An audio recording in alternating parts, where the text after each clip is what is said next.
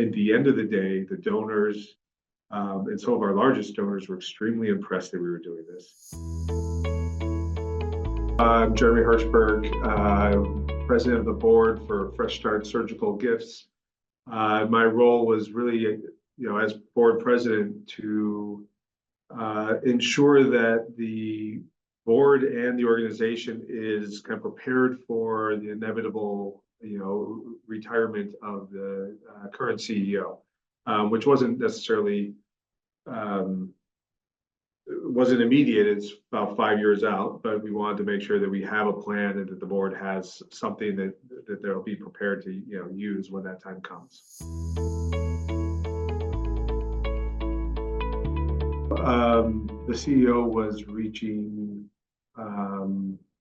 retirement age, not within the next 3 to 5 years. The organization is small and does not really have much of a bench in terms of potential successors within the organization. There's no real sophistication around, what a succession plan is, how to use it, whether you need it or not. It wasn't a topic of conversation, and this was kind of my last year as board president. And so before I left this role, I want to make sure that they have something that they can lean on in the future. The outcome was a few things. We weren't looking for a total and complete succession plan of the organization. It's just not big enough. So what we really, brought Mike and High Five in to do was a success profile for the CEO. So we wanted to know, what are her strengths, what are her development areas, what's her leadership style. We want to know from board members, from employees, from volunteers to donors, and we have a large celebrity following and participation. And so we wanted to know from all of those groups, what made the CEO shine.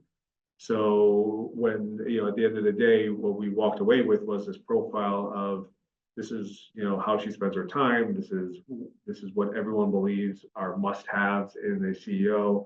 These are things that are, that could be improved over time. So maybe, the next CEO could kind of fill some gaps that we're missing, but then there are some must-have strengths that have to be, that are deal breakers if they don't have. So it gave us a good understanding of that, and also through the interviews that Michael did, we also found he did a SWOT analysis. So we had also an understanding from all these folks what they thought were strengths, weaknesses, opportunities, and threats for the organization itself.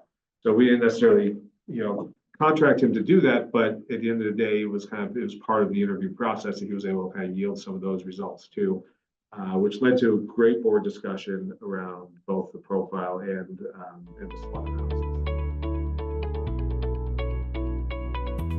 Extremely pleased. The board was really happy with the outcome. I think the CEO was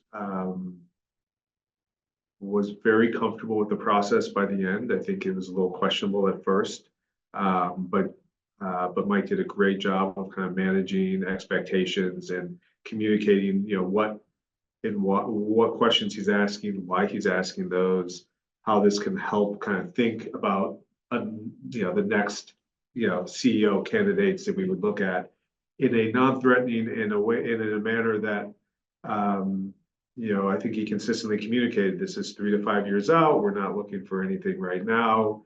It's a reminder, and so he was very good at kind of managing all of those expectations. Where at the end of the day, the donors and some of our largest donors were extremely impressed that we were doing this.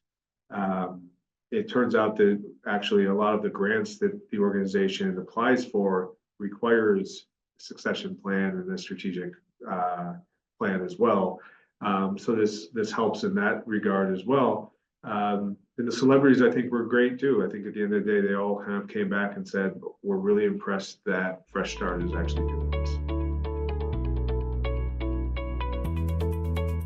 So to me, there was no surprises. I've known Mike for a long time. And I knew that he was the one to actually do this process. He has a very specific succession plan process. I talked to one other consultant in the space, and it turns out the two of them work together and know each other. So there was no point in, I was already talking to Mike. I know him, I trust him. And it was reinforced because there was some tentativeness around starting this. And there was some insecurities around this. And he immediately, earned the respect and trust of the CEO.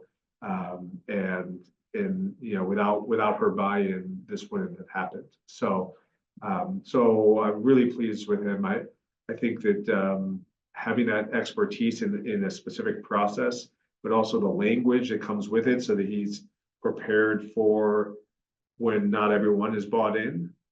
That really could make or break this type of process. This could have ended poorly. The results could have been brought to the board, and the board could have questioned the results and said, hey, maybe we don't even have the right person in place here. And that wasn't the case, but it also wasn't going to be, that wouldn't have ever been an option, right? So at the end of the day, the way in which Mike presented to the board was clear, specific, also engaging, so that the board had a chance to ask their questions, to bring up their concerns. And it was all done in a way where the current CEO's performance was not in question.